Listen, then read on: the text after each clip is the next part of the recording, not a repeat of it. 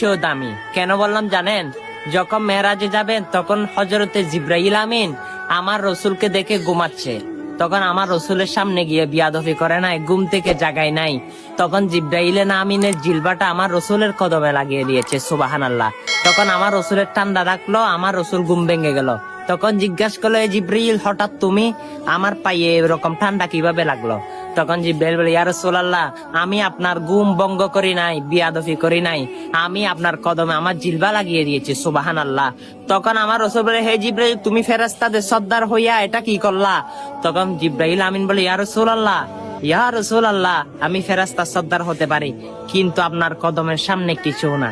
দেখুন, জিবরাইল আমিন 600 নূরের পাকার অধিকারী হইয়ে এত বড় ফেরেশতাদের সর্দার হইয়া আমার রসুলকে তো সম্মান করে, সেই রসুলের সম্মান আমাদের থেকে কোথায়? চলুন সে নবীকে যারা মন প্রাণ অন্তর থেকে ভালোবাসি, সে নবী